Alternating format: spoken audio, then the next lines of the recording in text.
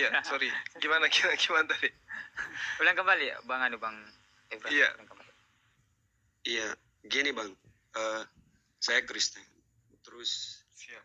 jadi yang saya dengan teman-teman hamba-hamba Tuhan kita lagi diskusi ini tentang jemaat kita, dia anak muda berhubungan dengan seorang Islam, wanita dari agama Islam, sampai sekarang anaknya sudah lahir. Kita di sini bertanya-tanya tentang statusnya. Kan kalau di Islam haram hukumnya seorang yang berhubungan intim itu tanpa ikatan. Tapi ini kan sudah di realitanya sudah terjadi. Jadi yang saya mau tanyakan di sini, bagaimana status anak itu diterima di agamanya si wanita ini, sedangkan papanya kan masih di Kristen. Bagaimana sih statusnya ketika di Islami nanti anaknya itu? Mohon penjelasannya Pak, dalam dua sisi ini. Baik. Ya. Bismillahirrahmanirrahim. Ini adalah pertanyaan yang menarik ya. Al-Quran menjelaskan gini. Terkait dengan anak yang dilahirkan itu, Allah mengatakan Bismillahirrahmanirrahim, Allah taziru warisah wisra ukhra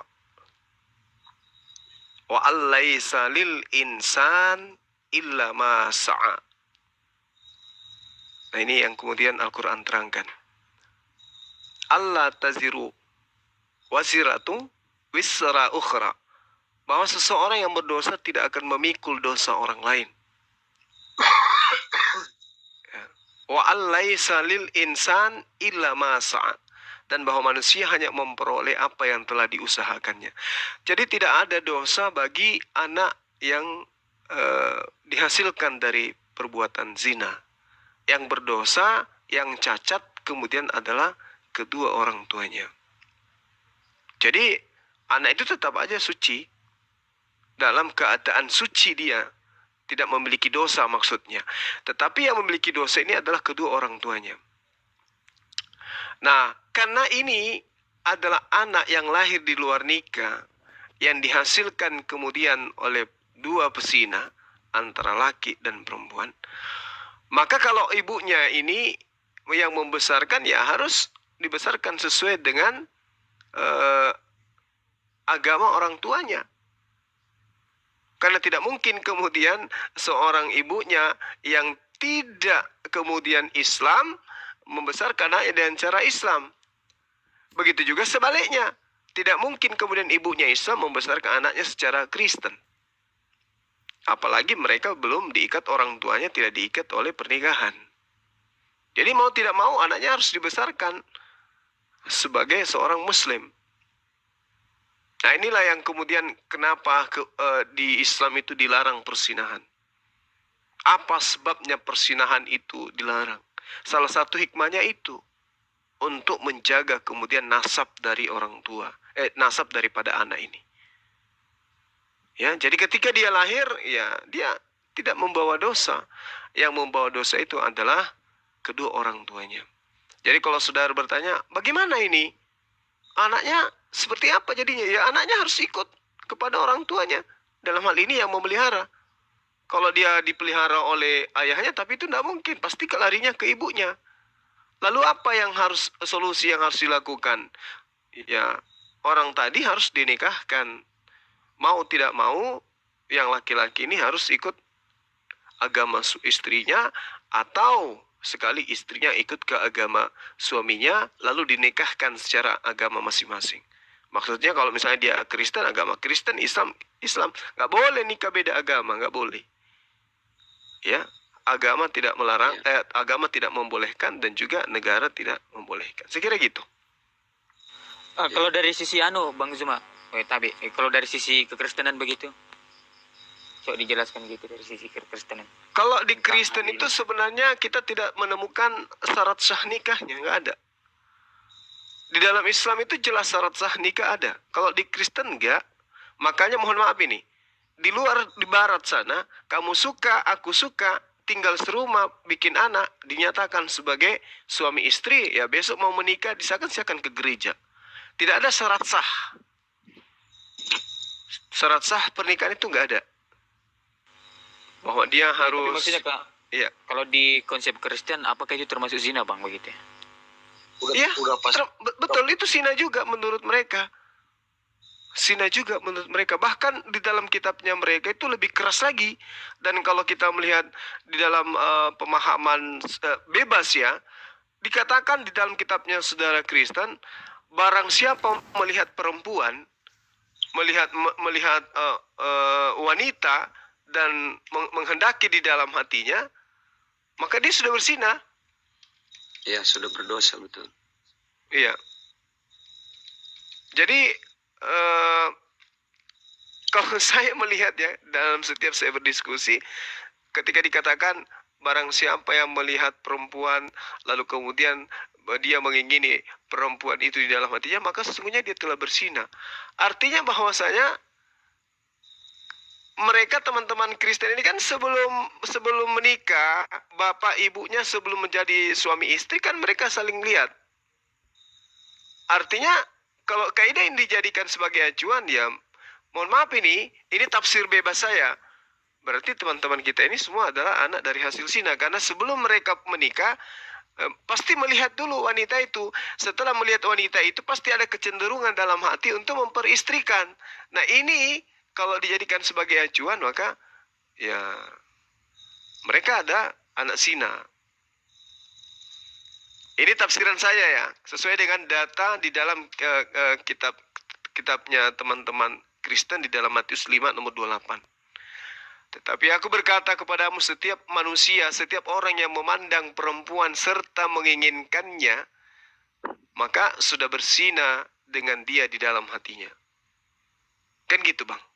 Nah sementara kalau ada perempuan, ada laki-laki kemudian mau berumah tangga, biasanya kan saling mandang dulu, kemudian tertarik, setelah tertarik ada syahwat, kemudian mereka menikah.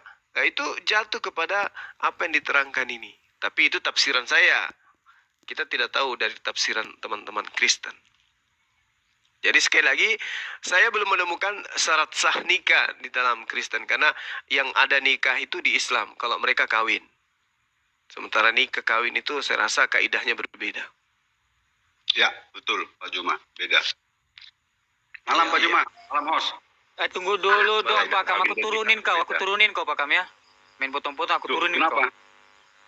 Aku Kenapa? turunin, sekarang aku turunin kau. Aku tetap aku turunin, kau malku nih.